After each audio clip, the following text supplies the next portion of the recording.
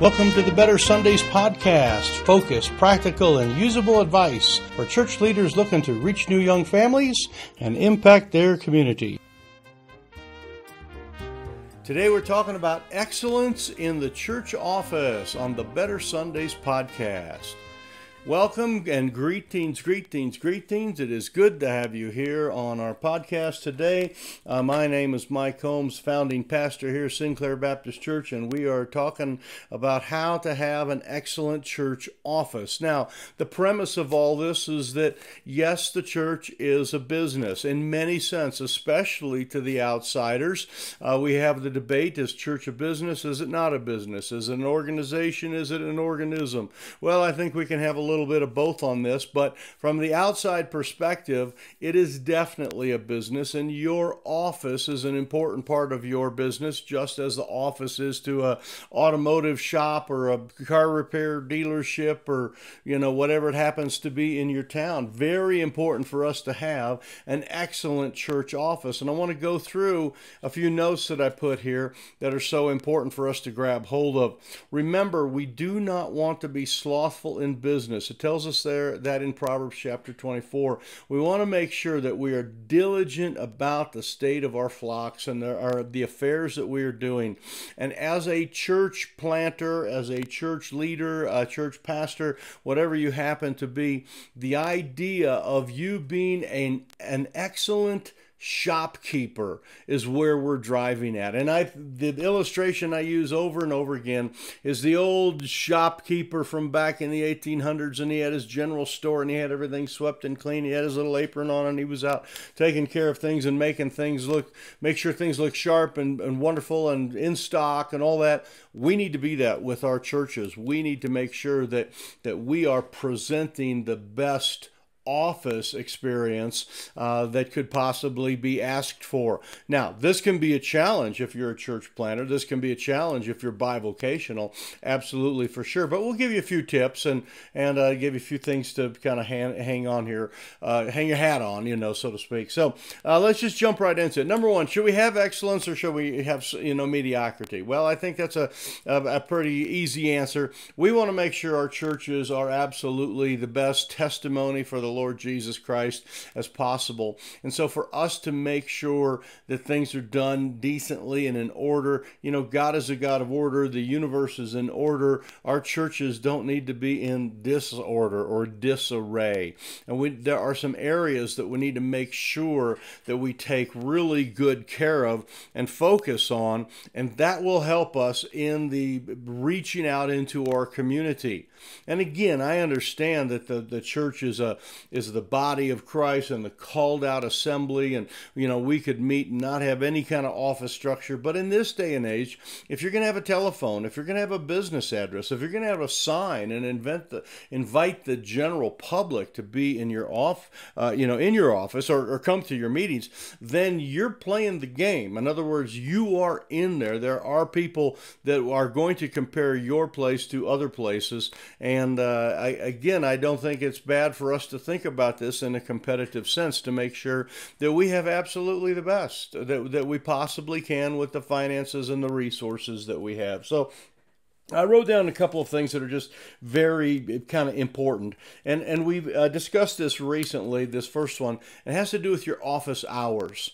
Online, if you are on Google, and well, I'll put it this way, you are on Google, you need to go to Google My Business. You need to go there. You need to claim your church business if you have it there. And you need to make sure that you have office hours that are listed when you are there.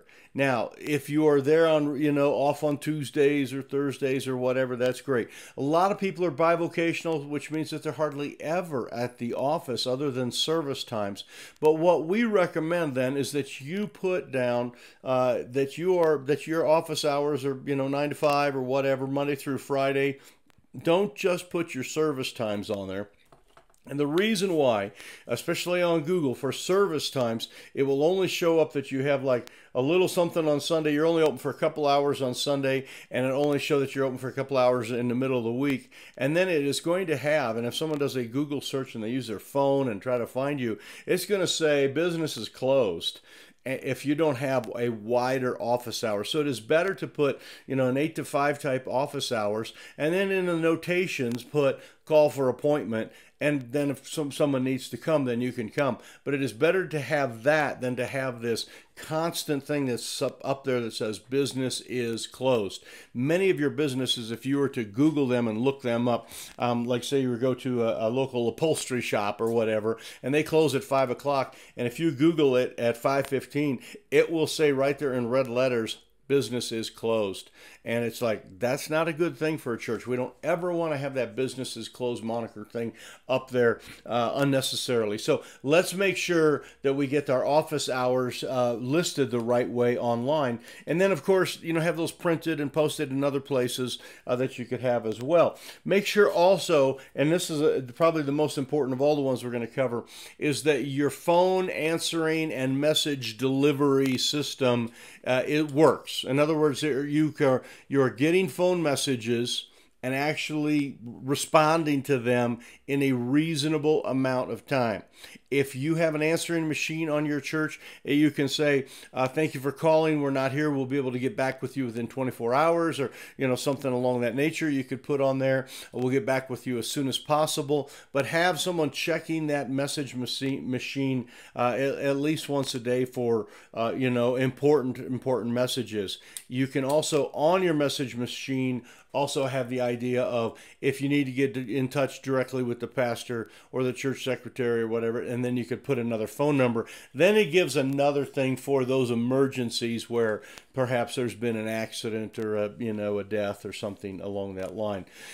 In addition to this, you want to make sure that you have a good phone returning policy, a phone call returning policy where you are getting back to people.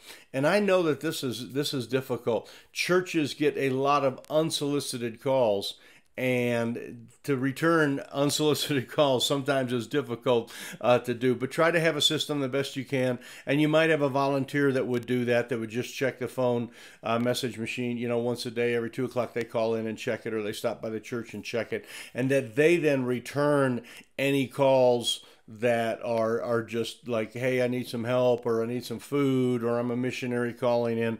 Then maybe this person would call and just say, can I get an appointment, and we'll get you to talk to the pastor. So just a little bit of administration there would help. The other thing that happens that makes a church kind of unique in many ways is that a lot of people are calling for different reasons. They're not necessarily trying to get hold of the main administration, and they might be wanting to get hold of a Sunday school teacher because their daughter left their jacket in the classroom, or left a Bible, or something along that line.